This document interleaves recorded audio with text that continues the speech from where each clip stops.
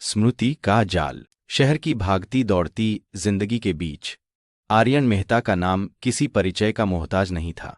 उसकी वास्तुकला की कृतियां, जिनमें आधुनिकता और पारंपरिकता का अद्भुत संगम दिखता था, अक्सर अखबारों की सुर्खियों में छाई रहती थीं। लेकिन इस बाहरी चमक धमक के भीतर आर्यन के मन में एक गहरा, अनसुलझा अंधेरा था। एक अधूरी याद, एक धुंधला सा सपना जो अक्सर उसे रात के सन्नाटे में जकड़ लेता था। एक पुराना कमरा, टूटी हुई खिड़की से झांकती चादर और एक डरा हुआ बच्चा जिसकी आंखों में भय का समुद्र उमड़ रहा था। और फिर एक काली पर्च आई जो पलक झपकते ही गायब हो जाती थी। आर्यन इसे सिर्फ बचपन का कोई बुरा सपना मानकर टालता रहा, लेकिन यह एहसास कि यह कुछ और था, उसके दिल के किसी कोने में घर कर चुका था। एक सर्द सुबह आर्यन के ऑफिस में उसके सहायक ने एक पुराने मैले लिफाफे में लिपट एक तस्वीर उसे थमाई। लिफाफे पर कोई भेजने वाला का नाम नहीं था, बस हाथ से लिखा उसका पता। आर्यन ने उसे खोला। भीतर एक पुरानी, हल्की पीली पड़ चुकी तस्वीर थी। उस तस्वीर में 5 बच्चे एक साथ खड़े थे, धूल भरे आंगन में, पीछे एक पुरानी सी दीवार। उन बच्चों में से एक बच्चा, जिसकी आंखें थोड़ी डरी हुई थीं लेकिन चेहरे पर एक मासूम जिज्ञासा थी, हुबहू आर्यन जैसा दिख रहा था, उसके बचपन की तस्वीरों की तरह। तस्वीर के कोने में एक अजीब सा प्रतीक बना था, जैसे कोई रहस्यमय चिन्ह हो। आर्यन का हाथ कांप गए। वह धुंधली याद, वह काली परछाई, क्या यह सब उस तस्वीर से जुड़ा था? उस दिन आर्यन का मन काम में नहीं लगा। तस्वीर उसके जहन में उतर चुकी थी, जैसे किसी पुरानी फिल्म का टुकड़ा। वह बार बार उस तस्वीर में दिख रहे बच्चों को घूरता, विशेषकर उस बच्चे को जो उससे मिलता जुलता था। उसके पीछे की दीवार पर बना वह अजीब सा प्रतीक उसे परेशान कर रहा था। वह आकृति, उसने इसे कहीं देखा है, या यह सिर्फ उसकी कल्पना थी? उसने तुरंत अपनी पुरानी मित्र इंस्पेक्टर रैना को फोन किया। रैना एक तेज तर्रार और व्यावहारिक महिला थी जो अपनी सूझबूझ के लिए जानी जाती थी। आर्यन ने उसे अपने ऑफिस बुलाया, अपनी बेचैनी और उस रहस्यमय तस्वीर के बारे में बताने के लिए। रैना ने तस्वीर को ध्यान से देखा। तुम्हें सच में लगता है कि यह तुम हो, आर्यन? उसने पूछा। उसकी आवाज में थोड़ी शंका थी। हो सकता है यह सिर्फ बचपन की कोई मिलती जुलती शक्ल है। और यह प्रतीक, यह कोई सामान्य डिजाइन भी हो सकता है। आर्यन ने सिर हिलाया। नहीं ऐना, मुझे एक अजीब सा खिंचाव महसूस हो रहा है। यह सिर्फ तस्वीर नहीं है, यह उस धुंधली याद को और ज्यादा स्पष्ट कर रही है। मुझे लगता है मेरे माता पिता ने मुझे मेरे बचपन के कुछ हिस्से के बारे में कभी कुछ नहीं बताया। रैना ने आर्यन की आंखों में देखा। उसकी बेचैनी बनावटी नहीं थी। ठीक है, मैं इस तस्वीर की जांच करवाती हूं, शायद इससे कुछ सुराग मिले। लेकिन तुम्हें याद है तुम कहाँ पैदा हुए थे, या तुम्हारे बचपन का शुरुआती दौर कहाँ बीता? रैना की बात ने आर्यन को सोचने पर मजबूर कर दिया। उसे अपने बचपन के शुरुआती साल धुंधले याद थे, जैसे एक खोया हुआ अध्याय।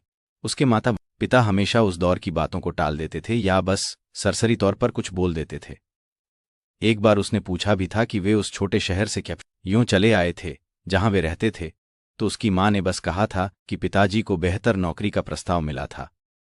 आर्यन को अचानक याद आया कि उसके पिता की पुरानी अलमारी में एक छोटा सा डिब्बा था जिसमें वे पुराने दस्तावेज और तस्वीरें रखते थे। शायद उसमें कुछ मिल जाए। अगले दिन आर्यन अपने पैतृक घर पहुंचा, जहां अब उसके माता पिता नहीं रहते थे। पुरानी अलमारी खोलते ही धूल और सीलन की मिली जुली गंध ने उसे घेर लिया।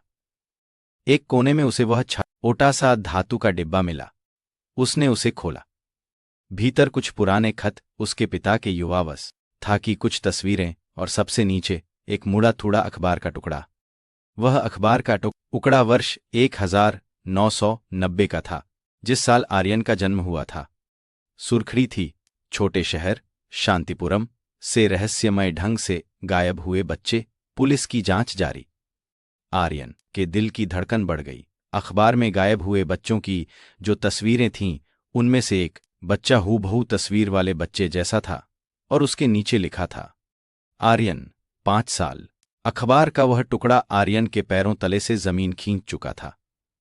शांतिपुरम, यही वह शहर था जिसके बारे में उसके माता पिता बात करने से कतराते थे। वह गायब हुआ बच्चा, क्या वह सच में वह था? अगर वह था तो वह आज जीवित कैसे था, और उसके माता पिता ने उसे कभी कुछ क्यों नहीं बताया। रहस्य की परतें खुलने लगी थीं और हर परत के नीचे एक नई बेचैनी छिपी थी। उसी अखबार के टुकड़े में एक छोटा सा विवरण भी था कि बच्चों को आखिरी बार एक परित्यक्त इमारत के पास देखा गया था, जहां एक स्थानीय पंथ के लोग कभी कभार एकत्र होते थे। और उस पंथ का प्रतीक, आर्यन ने तस्वीर में बने प्रतीक को अखबार में छपे प्रतीक से मिलाया। वे एक ही थे। रैना ने आर्यन की बात को गंभीरता से लिया। शांतिपुरम, उसने अपनी भौहें चढ़ाईं। उस जगह के बारे में कुछ साल पहले भी कुछ अजीब कहानियां सुनी थीं। एक स्थानीय पंथ, अंधकार के सेवक के बारे, लेकिन उन पर कभी कोई ठोस कार्रवाई नहीं हुई क्योंकि उनके पीछे कुछ प्रभावशाली लोग थे। रैना ने अपने संपर्कों का इस्तेमाल किया और जल्द ही उसे शांतिपुरम पुलिस रिकॉर्ड से कुछ पुरानी फाइलें मिलीं। फाइलें धूल भरी थीं, लेकिन उनमें एक नाम बार बार आ रहा था। ठाकुर साहब, शहर के एक बड़े जमींदार और प्रभावशाली व्यक्ति। उनकी हवेली शहर के बाहरी छोर पर थी और कहा जाता था कि वे उस पंथ के संरक्षक थे। आर्यन और रैना ने शांतिपुरम जाने का फैसला किया। शहर अब बहुत बदल चुका था। आर्यन का बचपन का घर, जहां तस्वीर ली गई थी, अब एक चमकता हुआ शॉपिंग मॉल बन चुका था। उन्हें कोई भी पुरानी निशानियां नहीं मिली, लेकिन जब वे शहर के पुराने हिस्से में पहुंचे तो उन्हें एक छोटी सी दुकान मिली जिसकी मालकिन एक बूढ़ी महिला थी जिसका नाम था शांति देवी। उसकी आंखों में बरसों की कहानियां छिपी थीं। रैना ने उसे अखबार और तस्वीर दिखाई। शांति देवी की आंखों में एक चमक सी आई, फिर एक डर। हां, मुझे याद है, शांति देवी ने धीरे से कहा। उसकी आवाज में एक अनकही वेदना थी। वह बच्चा आर्यन बहुत प्यारा था, और वे सब बच्चे अचानक गायब हो गए थे। पुलिस ने भी कुछ नहीं किया। कहते थे कि पंथ वाले ले गए। ठाकुर साहब का बहुत प्रभाव था। शांति देवी ने आगे झुककर कहा।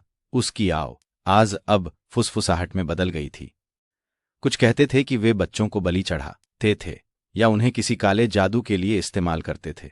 उनके पुराने अड्डे, शहर के बाहरी छोर पर नदी के पास एक पुरानी हवेली में, बहुत भयानक जगह थी वो। तुम लोग सावधान रहना। उसकी आंखों में एक गहरी चेतावनी थी। शांति देवी की बातों ने आर्यन के भीतर एक नया डर पैदा कर दिया। वह हवेली क्या वही जगह थी जहां उसके धुंधले सपने की काली परछाई भटकती थी? आर्यन और रैना ने उस पुरानी हवेली की ओर रुख किया, जो अब जंगल के भीतर छिपी हुई थी। हवेली खंडहर हो चुकी थी, चारों ओर जंगली झाड़ियां और टूटी हुई दीवारें। अंदर प्रवेश करते ही हवा में एक अजीब सी ठंडी, बासी गंध थी, जैसे बरसों से कोई वहां न गया हो। दीवारों पर उस पंथ के प्रतीक बार बार खुदे हुए थे, अब और भी भयानक लग रहे थे। हवेली के भीतर एक बड़ा अंधेरा कमरा था, जिसके बीच में एक टूटा हुआ हवन कुंड पड़ा था। दीवार पर बच्चों की कुछ पुरानी धुंधली तस्वीरें लटकी थीं।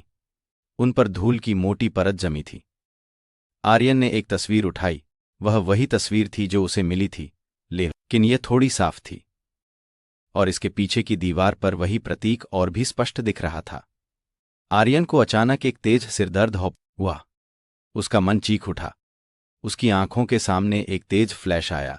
वह कमरा, वह टूटी खिड़की, वह डरा हुआ बच्चा, वह खुद था, और वह काली परछाई, वह कोई आदमी था जिसका चेहरा अभी भी धुंधला था, लेकिन उसकी आंखों में एक भयानक क्रूरता थी। अचानक एक धीमी सी आहट सुनाई दी।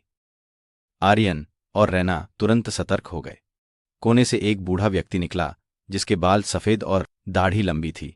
उसकी आंखों में एक अजीब सी चमक थी, जैसे वह किसी पुरानी शक्ति से जुड़ा हो। तुम यहां क्या कर रहे हो? उसने रूखी आवाज में पूछा। तुम्हें यहां आने का कोई अधिकार नहीं है। रैना ने अपनी पिस्तौल निकाल ली। हम पुलिस से हैं, हमें इन बच्चों के बारे में जानकारी चाहिए। बूढ़े व्यक्ति ने एक भयानक मुस्कान दी।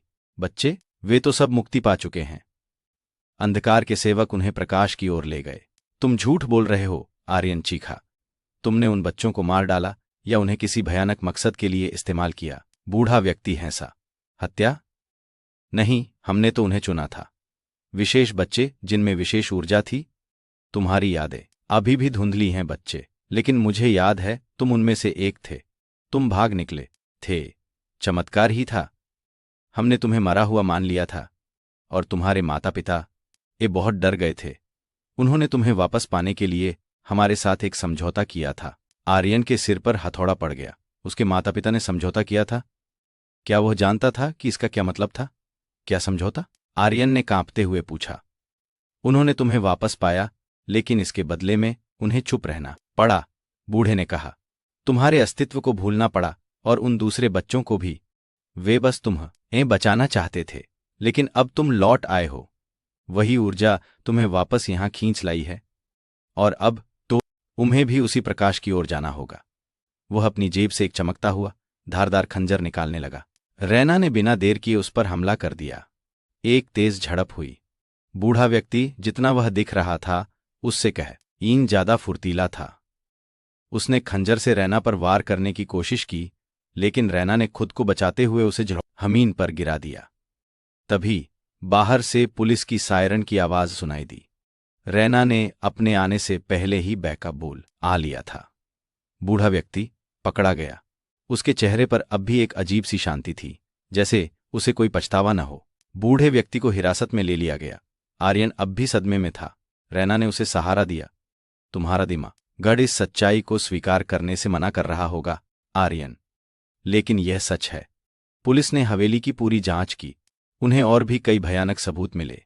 बच्चों के सामान, कंकाल के टुकड़े और उस पंथ से जुड़े भयानक दस्तावेज। पुराने अखबारों की खबरें सच थीं।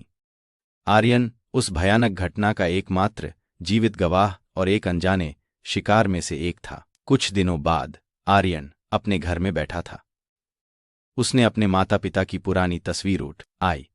उनके चेहरे पर हमेशा एक हल्की सी उदासी रहती थी, एक अनकहा बोझ। अब उसे समझ आया, उन्होंने उसे बचाने के लिए क्या कुछ नहीं किया होगा। उन्होंने अपनी आत्मा के एक हिस्से को उस भयानक समझौते के बदले बेच दिया होगा, सिर्फ अपने बेटे की जिंदगी के लिए। न या भले ही आज मिला हो, लेकिन उस समझौते ने कई निर्दोष बच्चों की चीखों को बरसों तक दबाए रखा था। आर्यन की आंखों में आंसू थे, लेकिन वे आंसू सिर्फ दुख के नहीं थे, बल्कि उस जटिल सच्चाई की समझ के थे जो अब उसके जीवन का हिस्सा बन चुकी थी। स्मृति का जाल खुल चुका था और उसके भीतर से निकली सच्चाई खामोशी से भी ज्यादा शोर मचा रही थी। आपको ये कहानी कैसी लगी? हमें कमेंट्स में बताएं और चैनल को सब्सक्राइब करना न भूलें।